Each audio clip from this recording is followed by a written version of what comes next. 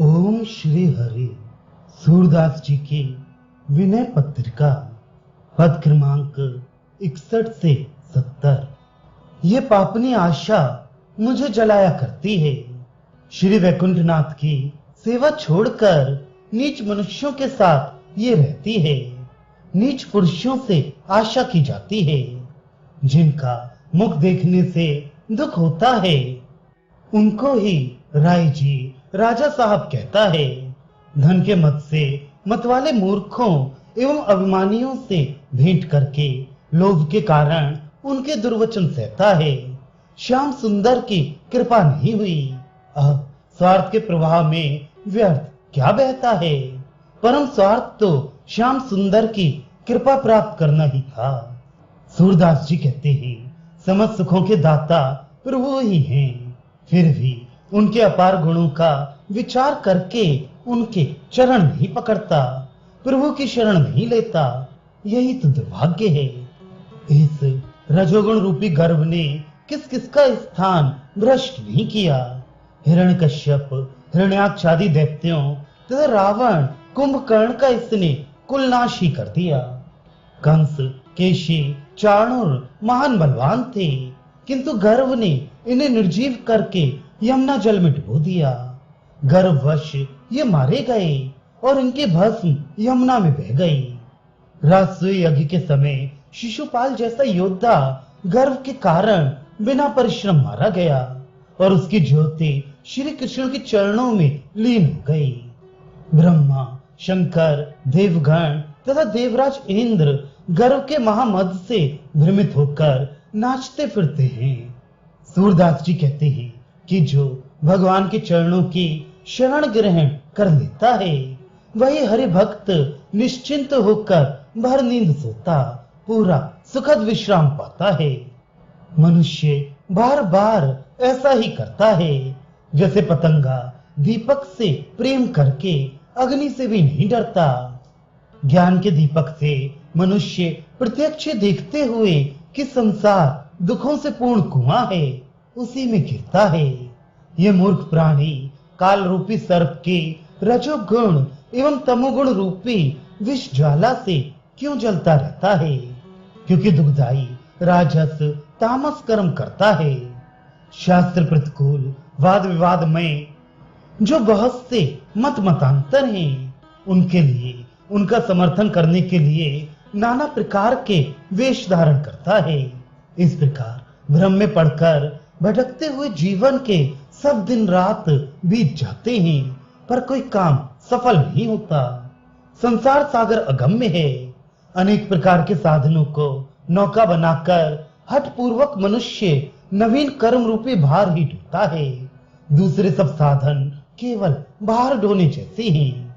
सूरदास का तो यही व्रत है कि श्री कृष्ण चंद्र का भजन करके संसार सागर से पार हो जाना है। माधव, इस माया रूपी गाय को तनिक रोकिए। ये रात दिन मार्ग को मार्ग में भटकती रहती है। पकड़ में न आने वाली होने के कारण पकड़ी जाती नहीं। सदा अत्यंत भूखी रहती है, कभी तृप्त नहीं होती। वेद रूपी वृक्ष को तोड़कर खा लेती है, वैदिक मर्यादाओं को नष्ट कर डालती है। 18 घड़ों का पानी पी जाती है, तो भी इसकी तृषा शांत नहीं होती। 18 पुराणों की शिक्षा भी इसे शांत नहीं कर पाती। 6 रस यदि इसके आगे रख दूं, तो भी इसको उनकी गंध पसंद नहीं आती। षड शास्त्रों की चर्चा ही इसे नहीं रुचती। दूसरे हानिकारक अभक्ष्य पदार्थ खाती रहती है, दुखदाई पाप कर्म करती है। इसकी कला दुष्ट कर्म कुछ वर्णन नहीं किए जा सकते। आकाश, पृथ्वी, नदियां, पर्वत, वन, ये सब चरकर भी यह तृप्त नहीं होती। नीले खुर, तमोगुण रूप, लाल नेत्र, रजोगुण रूप और श्वेत सींग सत्वगुण रूप होने से ये लगती बड़ी सुंदर है, लेकिन अपने खुरों से 14 भुवनों को रौंदती रहती है। पता नहीं अब कहां ये समा सकती है। सभी भुवन माया ग्रस्त हैं। माया का विस्तार जाना नहीं जाता। ये ढीठ है, निष्ठुर है, किसी से भी डरती नहीं, त्रिगुणमयी होकर सामने मारने दौड़ती है। ये दुष्ट एवं बलि दैत्य मनुष्य देवता आदि सभी को सिर से उठाकर बलपूर्वक फेंक देती है, सबका पतन करती है। अपने मुख और भौं की शोभा सजा संवार कर सबका चित्त चुराई चलती है। नारद आदि ऋषिगण, सुखदेव आदि मुनिगण भी इससे बचने के नाना उपाय करके थक गए। फिर हे कृपा निधान प्रभु, ये सूरदास तो अंधा है, उसे कैसे वश में कर सकता है? माधव जी, ये मेरी एक अविद्या रूपी गाय है। अब आज से मैं इसे आगे के लिए आपको सौंप रहा हूँ, फिर वापस नहीं मांगूंगा। इसे आप चरा ले आइए, लेकिन सावधान रहिएगा, ये अत्यंत नटखट है। बहुत रोकने पर भी बिना रास्ते कुमार्ग से ही जाती है। सारे दिन और सारी रात वेद रूपी वन में घूमती हुई गन्ने उखाड़ती रहती है। मधुर परिणाम देने वाले पुण्य कर्म एवं मर्यादाओं को ही नष्ट करती रहती है। हे गोकुलनाथ, इसे अपने गायों के झुंड में प्रेम से पुचकार कर मिला लीजिए। कृपा करके मुझे सहारा दीजिए, जिससे आपके अवय वचन सुनकर मैं सुख से सो सकूं, निश्चिंत हो जाऊं।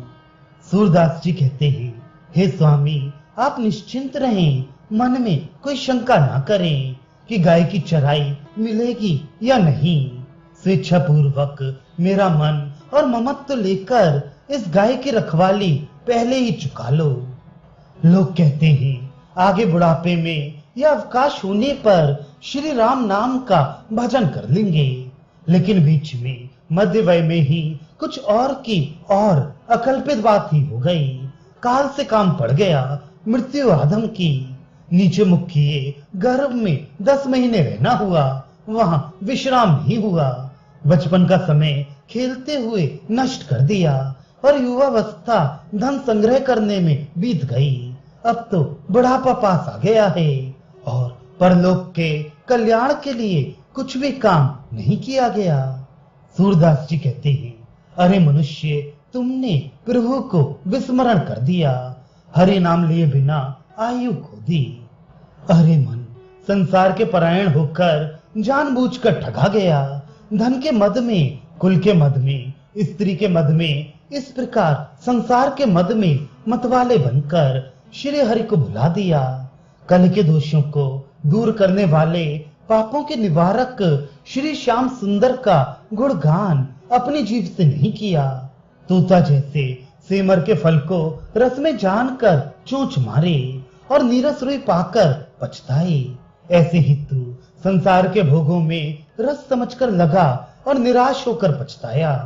सत्कर्म, धर्म पालन, भगवान की लीला, यश और गुण का गान इस रसमयी छाया के नीचे नहीं आया, इनका आश्रय नहीं लिया। सूरदास जी कहते हैं, कहो तो भगवान का भजन किए बिना सुख पाया कैसे जा सकता है? अरे मन, विषय भोग में रचना पचना छोड़ दे। सेमर के फल से तृप्त होने की आशा करने वाले तोते के समान तू संसार के सारहीन भोगों से तृप्ति की आशा करने वाला क्यों बनता है? अंत में तो कपट अधर्म करके बचेगा नहीं, नष्ट होगा ही। चित्त में धन और स्त्री को पकड़े है, उन्हीं की आसक्ति रखता है। इसमें केवल पचना अर्थात नरक की यातना भोगना हाथ रहेगा। अरे पागल, अभिमान को छोड़कर राम नाम ले, नहीं तो नरक की ज्वाला में दग्ध होना पड़ेगा। सदगुरु ने कहा था कि श्री राम के भजन रूपी धन को संचित करते रहना, यही मैं तुझसे कहता हूँ।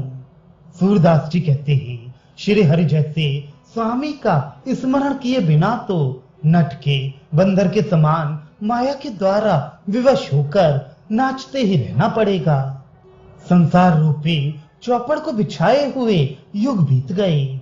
अनादिकाल से जीव संसार चक्र में पड़ा है। त्रिगुण सत्व रज तम के पासों से, कर्म के अंकों से, चारों गति बाल्य किशोर यौवन एवं बुढ़ापे से कभी भी गोटी जीती नहीं गई।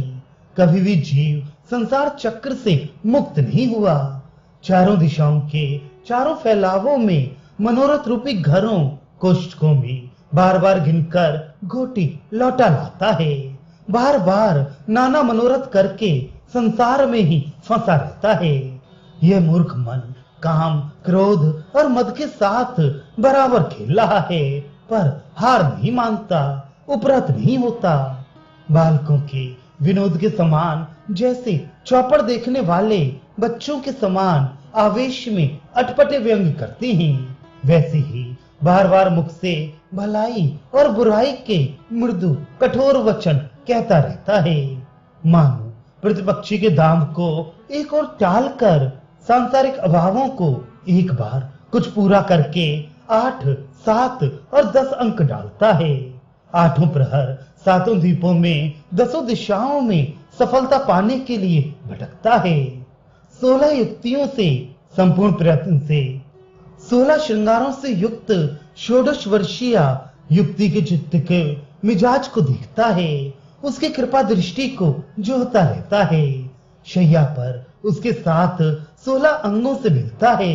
ये स्त्री सहवासी मानो जुए में 16 अंक डालता है। 15 अंक डालना प्रतिकार्य, 5 ज्ञानेंद्रिय, 5 कर्मेंद्रिय एवं रूप, रस, गंध, शब्द तथा स्पर्श के भोग से गर्भाधारण संस्कार करना है। 14 भुवनों में जीव का भटकना, 14 का अंक डालना है। ये शर सदा संधान किए रहता है, जीव सदा भटकता ही रहता है। रत्नों और स्वर्ण का लोभ, 13 का अंक डालना है। स्वर्ण साधना की 13 युक्तियां अपनाना है। वार्धक्य से सारा जगत बंधा है। सभी जीव एवं पदार्थ एक दिन बूढ़े होंगे। ऐसे जीर्ण होते जगत में 12 महीने सदा घूमना ही 12 का अंक डालना है। सतमार्ग में रुचि नहीं है, यही मानो प्यादों का भय है। छक्का, पंजा, धोखाधड़ी करके 11 का अंक डालता है। 10 इंद्रियों और मन को संसार में निमग्न रखता है। 9, 10 और 8 में अंक डालना प्रकृति से प्राप्त 9 द्वार के शरीर को तृष्णा से, 5 ज्ञानेंद्रिय और 5 कर्मेंद्रियों के पोषण की लालसा से सुख, 8 सिद्धियों की प्राप्ति की इच्छा करना है। फिर 7 घर मारना सप्तद्वीपति पृथ्वी को जीतना चाहता है। 5 शर कामदेव से पीड़ित हो पर स्त्री में अनुरक्त होना ही 5 का अंक डालना है, जिससे फिर सारी मारी जाती अर्थात सफलता नष्ट होती है। चबाऊ पर निंदा में लगना ही 4 का अंक डालना है। संशयग्रस्त जीव की जिह्वा इसी पर निंदा रस में छकी रहती है और यही रुचि उसने धारण कर रखी है। पर निंदा ही प्रिय लगती है और उसी में सदा लगा रहता है। सूरदास जी कहते हैं, बाल्य, किशोर, तारुण्य एवं बुढ़ापा, ये चारों अवस्थाएं 4 गतियों के समान हैं, जिन्हें युगों से, अनादिकाल से सारे अर्थात गोटी पकने के पास, चलने के स्थान पर डालता है। मनुष्य जीवन जो मोक्ष का द्वार है, उस अवसर की चारों अवस्थाओं को व्यतीत कर देता है, किंतु एक हरि नाम रूपी पौ भगवान के भगवत नाम के आश्रय के बिना मनुष्य बार बार बाजी हार जाता है, मुक्त न होकर संसार में ही भटकता रहता है। अभागे मनुष्य, यह तो कर्मों का भोग है, जैसा बोया जाता है वैसा ही काटने को मिलता है। जैसे कर्म पूर्व जन्म में किए वैसा फल अब भोगना है। अब मांगने से सुख कैसे पाया जा सकता है? तीर्थ यात्रा और व्रत आदि पुण्य कर्म कुछ भी किया नहीं, सावधान होकर दान भी नहीं दिया, पूर्व जन्म के किए अशुभ कर्मों को याद नहीं करता और आगे उत्तम फल मिले इसलिए भी कोई शुभ कर्म नहीं करता। बबूल तो बोता है, बुरे कर्म करता है, पर चाहता है अंगूर सुख और अभी से देखता है कि फल लगे या नहीं, तत्काल सुख पाने को लालायित है। सूरदास जी कहते हैं कि मानव, तुम श्री राम का भजन ना करके मृत्यु के संग लगे घूम रहे हो। भजन ना करने से तो मृत्यु का ही साथ रहेगा।